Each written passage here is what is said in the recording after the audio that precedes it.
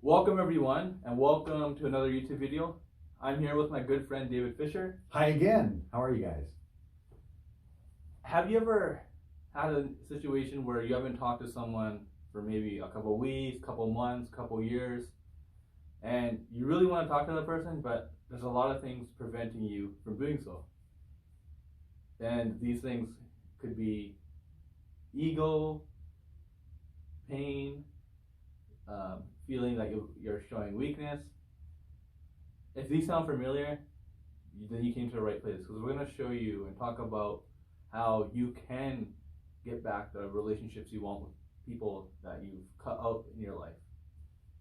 It's very hard to do, but it's if you go through it, talk to the person and address all your feelings, it's the best thing in the world. And you'll look back and say, wow, we were not talking because of this small thing, or we waste all that time for no reason. So we're not going to talk about the importance of it, but we're going to also talk about the implications of if you don't do this, how you're going to feel inside, how your relationships will be damaged, and how your happiness will be affected. And to start, we're going to have David tell us a story that really kind of hits that home. Yeah, hits that home. You got it. Hits that home. It works. It's a little nuanced, but to make what could be a long, sad story shorter, is my dad died when I was young, and so my mom moved in with my grandparents, and my grandfather was the stoic, distant sort, and not having a dad, I really looked up and wanted to please him. He remained the stoic, distant sort, and so we never got into deep conversations. If we ever got in, as I got older and started to think on my own, we would disagree, and he'd be like and then the conversation would shut down. So I never knew how he felt. I knew his thinking on politics or whatever, but I never really knew what was inside of him. And they retired. They moved to a different area. They moved to Texas, and I know, right, long way away. And they like the warm weather, and I didn't really miss them that much because we were never really that close, but I still always wanted to have that connection, right? Yes, yeah. So I go back on occasion and visit, but there was one moment when I thought there was this strong desire to go back and visit them, which I'd never had before. And so I thought, okay. So I took leave of work and I meandered around, saw some friends that I went to university with, and then ended up down in Texas. And it was weird because my stoic, don't talk or share feelings grandfather was suddenly very open. And we sat, they had a house down there, retired Indian, they had a hot tub. They didn't like hot water, so it was a warm tub. So we had it was like sitting in a warm bath with bubbles. It was kind of weird. But he just opened up, and he talked about things like it's we're so happy we moved to Texas because it allowed your mom, who was so sad about your dad dying, to be able to open up. And I love your grandmother so much, and I don't know what I do if she dies before me, and all of these things started gushing out, and I was like, whoa, what do I do with this? But then we ended up for 2 hours sitting in this warm hot tub, having this really heart-to-heart conversation, and just really well connected with him. And I felt like all of those years of not connecting were gone. Then I could see the dots of all the connections before that. And I think you can't make up for lost time, at the same time you kind of can. Yeah, because then you see everything else kind of coming back. And that was the start of a very brief but very intimate relationship with my grandfather before he died shortly after that. But that was amazing, and I'm so glad that I had that chance. So don't wait. If you're going to be vulnerable and share and say you're sorry or build that relationship, do it now. I just had a question regarding that. Yeah. What would you say maybe changed his approach, and what do you think made him open up more? I think, and I can only speculate, but I think probably two things. One was he was no longer work. Now he's kind of enjoying retirement and going out on the boat and things, and maybe socializing with friends and stuff more than just work, eat, go home sort of thing. And so I also think as he was getting older, and he was in his 70s at this point, and had struggled with a little bit of heart trouble, I think he kind of started to see his own mortality, which is what I talked about. His wife, he hopes he dies before she does, kind of thing, which sounds so sad, right? And so I think he began to, I don't know if it was conscious or subconscious, but I think he began to look back and went, oh my gosh, relationships are what really matters. And I think he knew that. I just didn't think he knew how to show that. But I think when he got older and began to reflect on that, I think he felt like he had some things that he wanted to impart that he couldn't show me anymore. He had to tell me because he didn't have enough time, and we were no longer physically connected in the same geographical area to be able to have that happen. So I think he just felt like he needed to say it. But it's a huge lesson for me to say, well, I don't want to wait till I'm in my 70s to be able to share that with people. Like, I want to be able to take action and do it now, and talk to my mom and talk to my brother and talk to my kids and, you know, all of that. Thank you for sharing that personal story. Yeah, you're welcome. My pleasure. And what David is saying is, again, very true. And it doesn't have to take, you know, you getting older or basically something forcing you to have this change in mindset. Because based on what you've told me, it seems like something forced him to kind of change his mindset.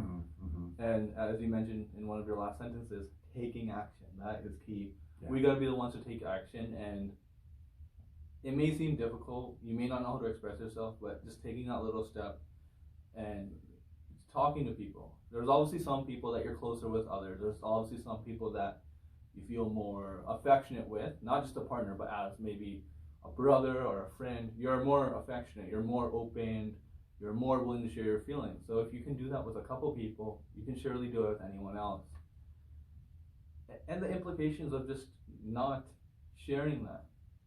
Internally, you're going to feel potentially broken, potentially resentful. You're going to feel empty if you're missing these relationships.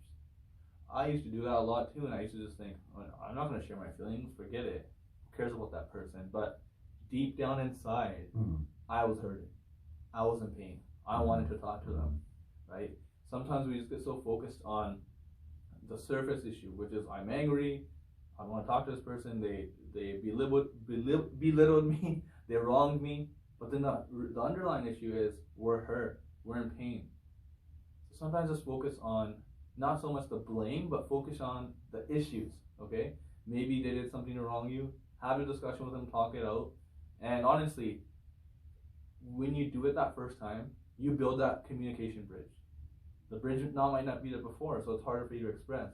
But once you build that communication bridge, each time it's going to get easier for you to express yourself.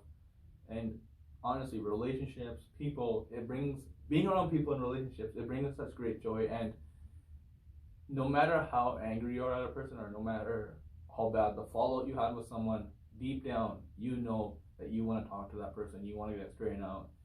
And sometimes ego gets in the way, looking like we're weak gets in the way, but there's more strength in actually addressing and sharing all your feelings than there is in hiding the feelings. If you hide your feelings, you're not doing anyone a favor. If anyone, you're the one that's suffering and the other person's suffering. So as tough as it is, express your feelings. It's gonna feel uncomfortable. It's gonna be a difficult situation, but trust me, you're gonna grow because of it. Your relationship will get stronger, and you won't have to look back and say, I missed all that time. Because in that moment, like you said, you might be in an argument with someone for weeks and weeks. You guys start talking again, and then within 2 weeks, feels like old times. So that can happen. Maybe by not counting the days and months, we might not get like the exact time back. We may not get 6 years back, 7 years back, but it can surely feel that way. You just rebuild that connection. So I hope now that you guys see that it's very, very important to tell people how we feel. It's important to continue to thrive in the relationships, because at the end of the day, arguments or being wronged by someone, for the most part, they should not be big enough to end a relationship permanently. And don't let the signs of weakness get in the way. Don't let your ego get in the way. Would you like to add anything else to that? Yeah, no, good. Just real quick, because we're not going to go through the hows to do that. You can find YouTube videos on that, or contact one of us. We've all done it before. And it's what I would say. We have 10 minutes to go, so I'm like, hey, okay, 10 minutes to go. But it's okay to acknowledge the fact that it's going to be a difficult conversation or an awkward conversation. Like Sunny, I'll tell you something. It's going to be hard. So this is hard for me to say. So for sure, acknowledge that. Be patient. Yeah. Or sorry, this is a little awkward, but I actually have to ask this question. Totally okay to do that, because now you set the stage. We've all been in awkward situations. We've all been in difficult conversations. So just throw it out there. We know it's going to be that way, but then now you're paving the way to go forward. Yeah, exactly. And like I said, building that communication bridge, Yeah, exactly. There you go. forming the bridge together. All right, guys, thank you so much for watching today. Again, check out my videos. I have a whole bunch, and if you wanna check out David, I highly recommend him. Check him out. His YouTube link is Website davidfish.ca. Everything is pretty much davidfish.ca. Fish like the fish. Davidfish.ca. Find me pretty much on any and every channel, or davidfish.ca on my website, and that should link to anywhere you want to go. And I'll actually put his website and all the information in the description below. Sweet. Okay, thank you guys so much.